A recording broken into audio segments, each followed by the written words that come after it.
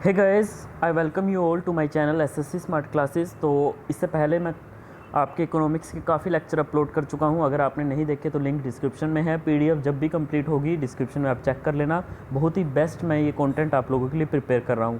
और हाँ, मैं आप लोगों को जो है वो लाइक, शेयर, कमेंट, सब्सक्राइब के लिए बोल रहा था, ठीक है। और कुछ लोग जो हैं और वो मुझे नसीहत देना शुरू कर दिया, आपका थंबनेल ठीक करो, आपकी वीडियो में ये नहीं है, आपकी वीडियो में वो नहीं है, क्वालिटी नहीं है। भाई मेरी वीडियो में आप जाके प्लेलिस्ट में कंटेंट चेक कर लेना, ठीक है। यहाँ पे स्टूडेंट के लिए कंटेंट मैटर करता है, थंबनेल मैटर नहीं करता। मैंने कोई यहाँ पे कोई एंटरटेनमेंट का चैनल नहीं खोला हुआ। अगर आप लोगों से मदद होती हो तो कर दीजिए। मदद तो आप लोग करने से रहे, उल्टा मुझे ही नसीहत दे रहे हो कि आप ये करिए वो करिए वरना चैनल बंद कर दीजिए, ठीक है। मैं अपना काम कर रहा हूँ, आपको मदद करनी हो तो करो, वीडियो देखनी हो तो देखिए, अदरवाइज़ मैं कोई फोर्स नहीं कर रहा, ठीक है। यहाँ से यूट्यूब से इनकम से तो आपके एक व्यूज़ या एक कमेंट से मेरा जो लाइफ है वो तो चलेगी नहीं, अगर आप ऐसा सोचते हो, ठीक है। उससे मुझे कोई फ़र्क नहीं पड़ता, ठीक है। ये चैनल औरों के लिए, अगर और लोग जो है वो हेल्प इस चैनल से ले पाएँ तो मुझे बड़ी खुशी होगी, ठीक है। उन्हीं लोगों तक मैं ये शेयर सब्सक्राइब के लिए बोल रहा था, ठीक है। आपसे वो तो होता नहीं है, उल्टा मुझे ही ज्ञान देने लग गए हो, थंबनेल ठीक करो, ये ठीक करो, वो ठीक करो, तुम्हारे अंदर कमी है, ये है, यहाँ पे रोना धोना मत शुरू करो। तो भाई वो आप अपने आप को सुधारो, ठीक है। आपको मैंने नहीं बोला, ठीक है। ऐसे लोगों की मुझे ज़रूरत भी नहीं अपने चैनल पे। तो देखिए यहाँ पे आज का जो हमारा टॉपिक है वो डिमांड के ऊपर है। बहुत ही ज़्यादा इंपॉर्टेंट लेक्चर ये होने वाला है डिमांड के ऊपर। तो देखिए डिमांड में हम क्या क्या पढ़ेंगे, सीधा डायरेक्टली उसी पर बात कर लेते हैं। डिमांड, टाइप्स ऑफ गुड्स, ठीक है। टाइप्स ऑफ डिमांड में हम पूरा पढ़ेंगे, exception to the law of demand, price elasticity of demand and incidence of taxes, ठीक है। इनके बारे में हम पढ़ेंगे। तो सबसे पहले देखिए डिमांड होती क्या है। It is an economic principle that describe a consumer desire and willingness and ability to pay a price for a specific good or service। यानी कि ये कंज्यूमर की एक एबिलिटी होती है, डिज़ायर होती है किसी चीज़ को वो ख़रीदे, ठीक है। उस किसी चीज़ के लिए वो या किसी सर्विस के लिए अगर उसकी डिज़ायर होती है तो वो डिमांड होगी। अब ऐसा नहीं है कि हम किसी भी चीज़ की डिमांड कर बैठें, जैसे कि हमें कार ख़रीदनी है तो हम उसकी डिमांड कर रहे हैं कि हमें कार चाहिए, तो वो डिमांड नहीं होगी। अगर मैं इकोनॉमिक्स की सेंस में कहूँ तो अगर आप उस कार को ख़रीद सकें, अगर आपकी एबिलिटी है पे करके वो कार खरीदने की, तो इकोनॉमिक्स की टर्म्स में उसको हम डिमांड बोलते हैं, ठीक है। खाली डिमांड करने से कुछ नहीं होगा। अगर आप एबिलिटी टू पे, अगर आप उसको पे करके ख़रीदने की क्षमता भी रखते हैं तो वो डिमांड कहलाती है। आगे देखिए लॉ ऑफ डिमांड। देखिए जो लॉ ऑफ डिमांड है बड़ी सिंपल सी है। इसका एक सीधा सीधा सा जो इन्होंने एक डेफिनेशन रखी है कि अगर हम दूसरे फैक्टर को कांस्टेंट रख दें, अगर किसी वस्तु का प्राइस हम बढ़ा दें, and increase in the price of good और service will decrease in demand, की डिमांड आपकी घट जाएगी, ठीक है। अगर आप प्राइस बढ़ा रहे हो तो डिमांड आपकी कम हो जाएगी, उस चीज़ को लोग कम खरीदेंगे अगर आप ज़्यादा उसका प्राइस करते हो। लेकिन आपको दूसरे फैक्टर कांस्टेंट रखने होंगे, जैसे कि इनकम, ठीक है। अगर आपकी इनकम बढ़ रही है, फॉर एग्जांपल आपको कोई मोबाइल फ़ोन खरीद रहे हो, आप 10,000 का मोबाइल फ़ोन खरीद रहे हो क्योंकि आपका बजट उतना ही है। अगर आपकी इनकम बढ़ जाती है तो फिर आप वो 10,000 का फ़ोन थोड़ी खरीदोगे, उससे अच्छा फ़ोन खरीदोगे ना। तो वही है, अगर आप इनकम को वो रख दो, टेस्ट को रखो, या फिर मार्केटिंग ट्रेंड को रखो, या फिर नेसेसिटी की रखो। अब जैसे मैं कहूँ पानी, ठीक है। अब देखिए पानी के बिना कोई रह नहीं सकता। अगर कुछ इलाकों ऐसे हैं जहाँ पे पानी की भी कॉस्ट होती है, अगर आपको प्यास लगी है तो चाहे उसकी कितनी मर्जी कॉस्ट हो जाए वो आपको ख़रीदना तो पड़ेगा ही, ठीक है। तो ये सारे फैक्टर को अगर हम कांस्टेंट रख दें और किसी भी वस्तु का प्राइस अगर हम इंक्रीज़ कर दें तो डिमांड उसकी डिक्रीज़ करेगी, एंड वाइस वर्सा, ठीक है। वाइस वर्सा मतलब इसका उल्टा भी, अगर प्राइस डिक्रीज़ करें तो डिमांड इंक्रीज़ करेगी, ठीक है।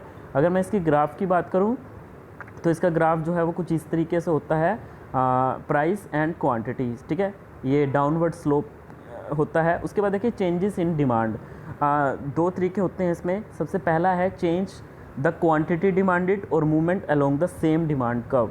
यानी कि जो डिमांड कर्व है ये आपकी डिमांड कर्व है, अगर हम क्वांटिटी जो डिमांड कर रहे हैं उसमें चेंज कर दें तो वो जो मूवमेंट होगी वो सेम डिमांड कर्व के अलोंग होगी। और जो दूसरा है आपका चेंजेस इन डिमांड और शिफ्ट ऑफ डिमांड कर्व, ठीक है। इसमें क्या हो रहा है, हम डिमांड को चेंज कर रहे हैं, कैसे, डिमांड कर्व को शिफ्ट करके, ठीक है। डिमांड कर्व इसमें शिफ्ट हो रही है, कैसे, देखिए जैसे मैं फर्स्ट एग्जांपल की बात करता हूँ, चेंज द क्वांटिटी डिमांडेड और movement along the same curve.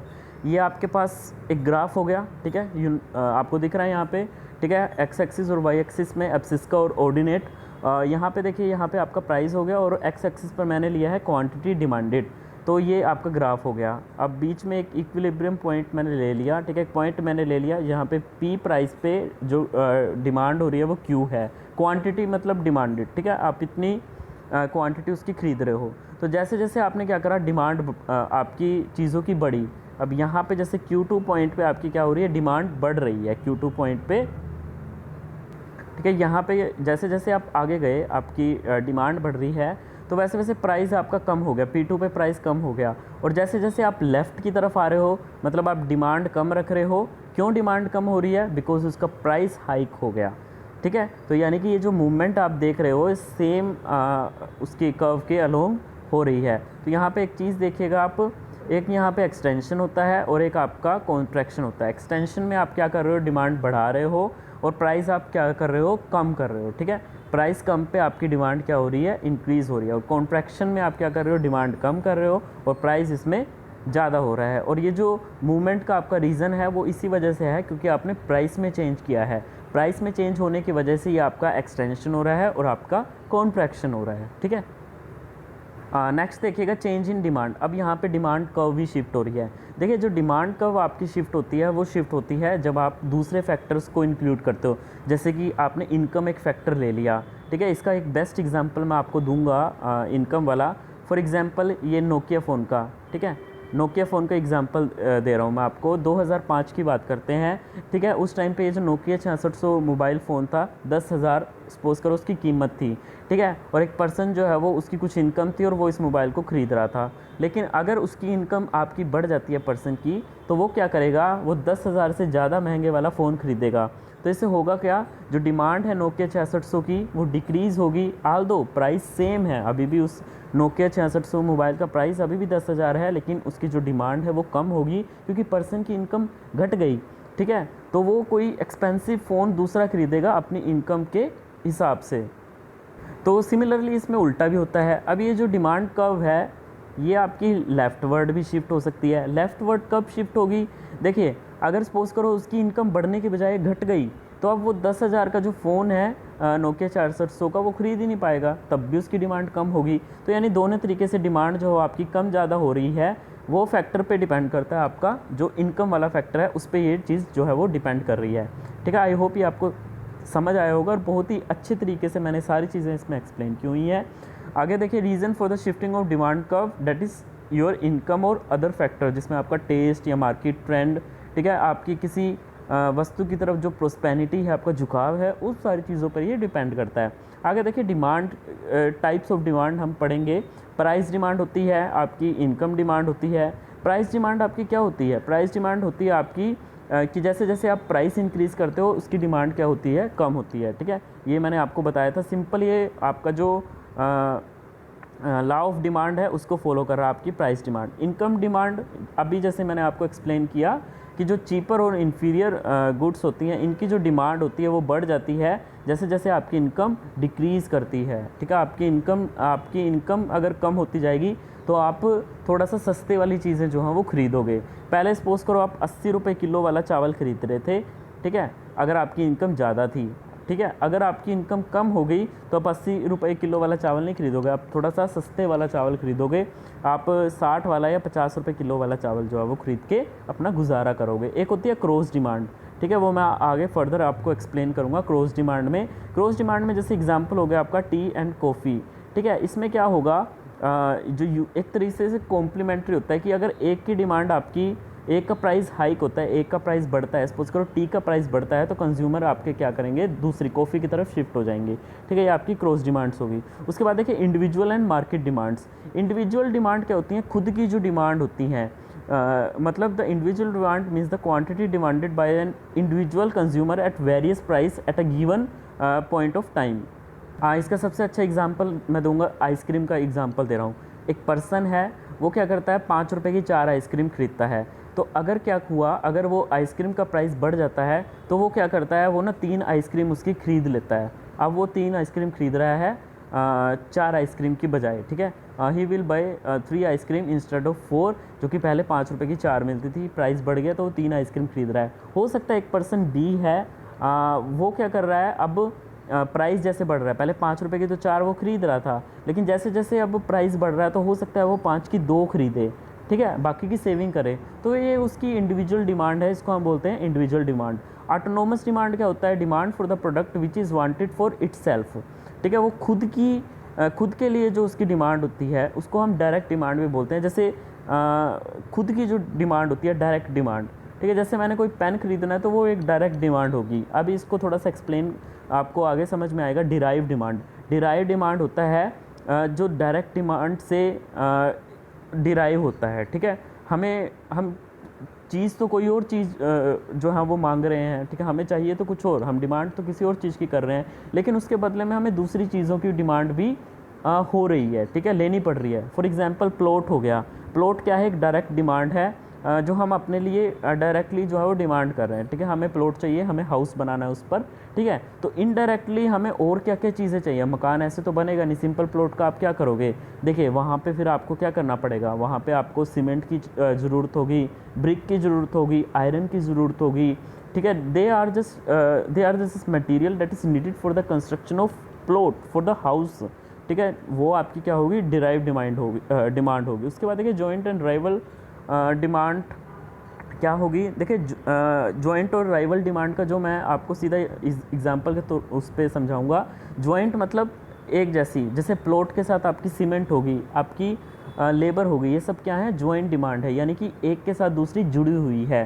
Simple अगर आपको प्लॉट ले लिया, आप तो घर कैसे बनाओगे? बाकी सारी चीज़ें भी आपको चाहिए होंगी, घर में फर्नीचर है, सीमेंट है, लेबर है, सब चाहिए होगा आपको, तो वो आपकी क्या होगी?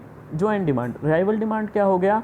जैसे आपने घर बनाना है, आपको लेबर चाहिए, अब वो लेबर आपने हायर की हुई है, एक दिन में आप उसको 400 रुपये की दिहाड़ी दे रहे हो आप उस लेबर को। अब वहीं पे एक कंस्ट्रक्शन प्रोजेक्ट सपोज करो आपके एरिया में शुरू हो गया, उस कंस्ट्रक्शन प्रोजेक्ट के शुरू होने पे तो आप वो जो बंदे को लेबर प्रोवाइड कर रही है, उसके जो वेजेस रख रही है वो 600 रुपये दे रही है, ठीक है, वो कंस्ट्रक्शन कंपनी। अब ये जो लेबर वाले हैं आपके पास थोड़ी काम करेंगे, ये सीधा स्विच कर जाएंगे उस 600 वाले जो वेजेस दे रहा है कंस्ट्रक्शन कंपनी, ठीक है, उसकी तरफ स्विच कर जाएंगे। तो फिर ऐसे में आपको भी वो प्राइस 600 करना पड़ेगा या फिर 600 से थोड़ा सा ज़्यादा करना पड़ेगा ताकि ये आपका काम करें, ठीक है। इसको बोलते हैं हम राइवल डिमांड। राइवल का वैसे भी मतलब क्या होता है? प्रतिस्पर्धा, ठीक है, टक्कर में इसको मैं कहूँ अगर, तो ये सारा कुछ मैंने यहाँ पे लिखा हुआ है। उसके बाद short term and long term demand तो आपको सिंपल नाम से पता चल रहा है। शॉर्ट टर्म मतलब कुछ समय के लिए, कम टाइम के लिए, डेट एग्जांपल हो गया आपका जैकेट। और लॉन्ग टर्म डिमांड हो गया आपका जैसे मिल्क हो गया, लंबे समय की जो डिमांड है वो हो गया आपकी लॉन्ग टर्म डिमांड। अब जैकेट है, जैकेट का एक सीज़न है, ठीक है, वो सीज़न निकल गया, उसकी डिमांड कम होगी। फैशनेबल प्रोडक्ट्स हो गए, ठीक है, सब आपके शॉर्ट टर्म डिमांड में आते हैं। उसके बाद देखिए आपका डिफरेंट टाइप ऑफ गुड्स, ठीक है, डिफरेंट टाइप ऑफ गुड्स में आपका हो गया नॉर्मल गुड्स। नॉर्मल गुड्स क्या होते हैं? तो those goods in which the income increases the demand increases, मतलब ऐसी गुड्स जिसमें आपकी इनकम इंक्रीज होगी तो आपकी डिमांड भी इंक्रीज़ करेगी। For example branded ice cream.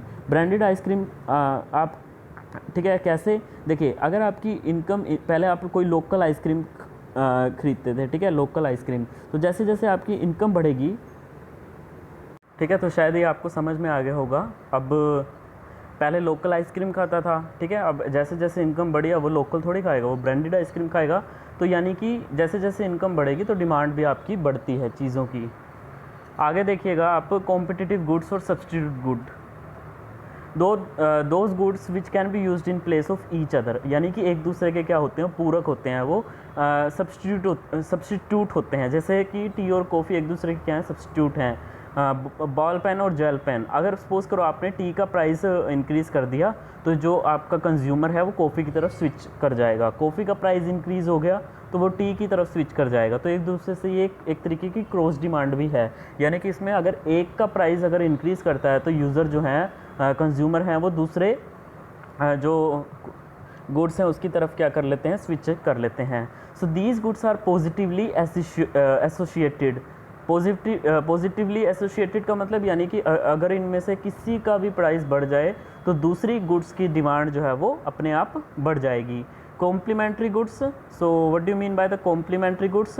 Those goods in which without one another cannot be used, ठीक है।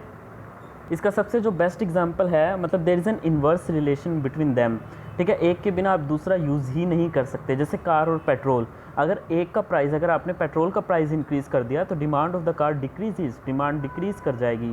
तो ये सारी आपकी क्या होती हैं, कॉम्प्लीमेंट्री, एक के बिना दूसरी यूज़ नहीं कर पाओगे, यानी कि दोनों चीज़ें क्या होनी चाहिए, बैलेंस होनी चाहिए। पेट्रोल का प्राइस कम होना चाहिए, तभी जो है वो आप सोचोगे कि हम कार खरीदते हैं, ठीक है। उसके बाद देखिए आपका इन्फीरियर गुड। इन्फीरियर गुड क्या होगा, those goods which have an negative relationship with income, जिसका इनकम के साथ क्या है, नेगेटिव रिलेशनशिप है। Means at high income demand will be lower, ठीक है, डिमांड आपकी कम होगी। इसका एग्जांपल मैं आपको अगर कहूँ तो जैसे कि आपका मारुति 800 है, ठीक है, मारुति 800, ठीक है। उसके बाद फिर आपकी अगर आपके पास जो है वो, अगर आपकी इनकम ज़्यादा हो जाएगी, ठीक है, अगर आपकी इनकम ज़्यादा हो जाएगी तो आपकी क्या हो जाएगी, डिमांड कम हो जाएगी, ठीक है। अब मारुति 800 है, अगर आपकी इनकम क्या है, कम है, तो आपकी इनकम इतनी बराबर है कि आप मारुति 800 जो है वो खरीद सकते हो, ठीक है, ये आप खरीद लोगे। लेकिन जैसे जैसे आपकी इनकम इंक्रीज़ होगी, ठीक है, तो फिर आप मारुति 800 से थोड़ा ऊपर सोचोगे कि हमारी इनकम अब ज़्यादा हो गई तो हम बेटर कार खरीदेंगे, तो हम इनोवा कार जो है वो खरीद लेंगे उस टाइम पे, ठीक है। ये जस्ट मैं आपको एग्जांपल दे रहा हूँ, ठीक है, यानी कि आप एक तरीके से चीपर कार की बजाय आप थोड़ी सी डियरर कार की तरफ शिफ्ट हो जाओगे, एक्सपेंसिव कार की तरफ शिफ्ट हो जाओगे। या फिर अगर आप रेल ट्रांसपोर्ट या बस सर्विसेज या चीपर कार यूज़ कर रहे थे तो आप अपना एक प्राइवेट कार या व्हीकल ले लोगे, ठीक है, समझ गए आप। आगे देखिए आपका गिफन गुड्स, ठीक है, बहुत क्वेश्चन इससे एग्जाम में आते हैं गिफन गुड्स से रिलेटेड, ठीक है, काफ़ी इंपॉर्टेंट भी है ये। Goods which contradict the law of demand, ये लॉ ऑफ डिमांड को कॉन्ट्रडिक्ट करता है, यानी कि इसमें अगर प्राइस इंक्रीज़ करता है तो आपका डिमांड भी इंक्रीज़ करेगी। लॉ ऑफ डिमांड क्या कहता है कि प्राइस इंक्रीज तो डिमांड डिक्रीज, तो इसको कॉन्ट्रडिक्ट कर रहा है, यानी कि if price increases demand increases, if price decreases demand decreases. इसका सबसे अच्छा एग्जांपल है आपका जैसे एप्पल का फ़ोन हो गया। अब एप्पल का फ़ोन लोग तब खरीदते हैं एक तरीके की अपने आप को दिखाने के लिए भी, हाँ मेरे पास आईफोन है, आईफोन 11 है मेरे पास, आईफोन, ठीक है, तो इस तरह के अपने आप को दिखाने के लिए, यानी कि इनकी जितने प्राइजेस बढ़ते हैं जो कस्टमर है वो उतना ही इनको ख़रीदने की सोचता है, ठीक है। या फिर कोई एक एक्सपेंसिव सी कोई एंटीक पेंटिंग होगी, ठीक है, ये सारी चीज़ें, या कोई प्रीशियस स्टोन हो गया, डायमंड हो गया, तो ये ऐसी चीज़ें जो है वो प्रीशियस जो सबको नहीं मिलती, जैसे जैसे इनके प्राइस इंक्रीज़ करता है तो कंज्यूमर इनको खरीदता है। तो ये सारी गिफन गुड्स हैं। एक्सेप्शंस, अब आगे देखिए exceptions to the law of demand, ठीक है, ये भी बहुत इंपॉर्टेंट है कि लॉ ऑफ डिमांड में जो जो एक्सेप्शंस आती हैं। एक्सेप्शंस तो पहले आपका गिफन गुड्स बताया, ठीक है, ये लॉ ऑफ डिमांड को फॉलो नहीं कर रहा। सेकंड है आपका status symbol goods. Status symbol goods में आपका जो ऐसी चीज़ें हैं जो स्टेटस आपका शो करें, ठीक है, स्टेटस आपका सिंबल करें, जैसे कि आईफोन हो गया, इलेक्ट्रॉनिक गैजेट हो गया, एक्सपेंसिव वॉचेज़ होगी, तो वो जितनी ज़्यादा उनके प्राइस बढ़ेंगे उतना ही ज़्यादा कस्टमर उनको खरीदने की सोचेगा। Price increases then its demand increases. अगर प्राइस आप कम कर दोगे तो फिर आईफोन को कोई भी नहीं खरीदेगा, क्योंकि सारे लोग उसको खरीद लेंगे, तो फिर आप की वैल्यू क्या रहेगी, ठीक है। तो ये सारी चीज़ें होती हैं। इमरजेंसी के टाइम अगर मैं कहूँ आपकी, तो अगर प्राइस इंक्रीज़ होता है तो डिमांड इंक्रीज़ होती है। इमरजेंसी के टाइम आप फिर ज़्यादा सोचते नहीं हो, आपको जो प्राइस वो बोलता है तो आपको पे करना पड़ता है। फैशन की कोई भी आइटम्स होगी, ठीक है, अगर आपको पसंद आ जाती है तो अगर प्राइस ज़्यादा भी हो तो आप ले लोगे उसको।